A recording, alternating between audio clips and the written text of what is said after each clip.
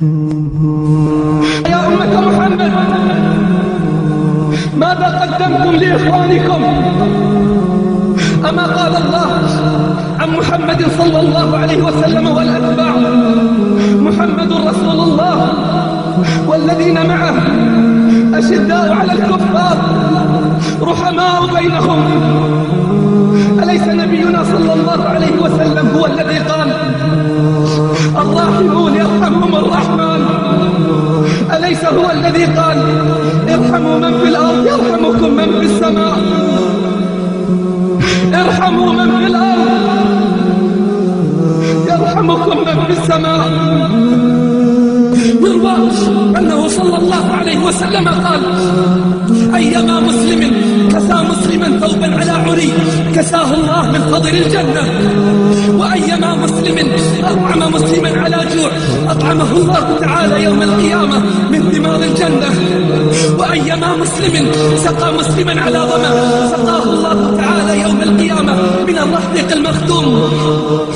فلما سمع الصادقون هذا الكلام من نبيهم واستشعروا الأجر والثواب تسابقوا وحبوا لإنقاذ وإطعام المسلمين.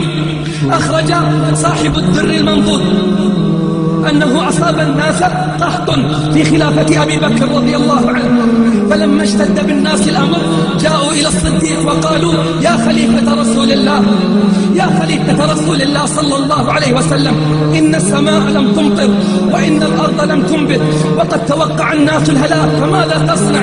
قال: انصرفوا واصبروا فإني أرجو أن يكون الفرج قريب.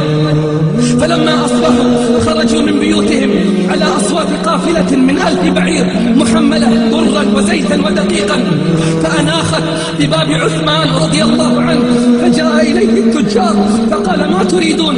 قالوا: إنك تعلم ما نريد. قال: كم تربحونني؟ قالوا: الدرهم بدرهمين. قالوا: أعطيت أكثر. قالوا: 4. قالوا: أعطيت أكثر. قالوا: 5. قالوا: أعطيت أكثر. قالوا: ليس في المدينة تجار غيرنا، فمن الذي أعطاك؟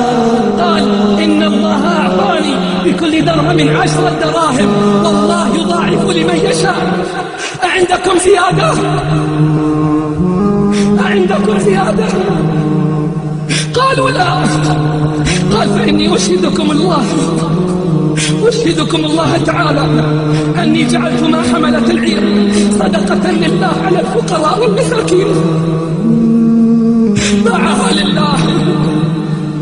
باعها لله والله اشترى، جعلها في بطون الجائعين وكبود المساكين، جعلها للأرامل والأيتام والمساكين.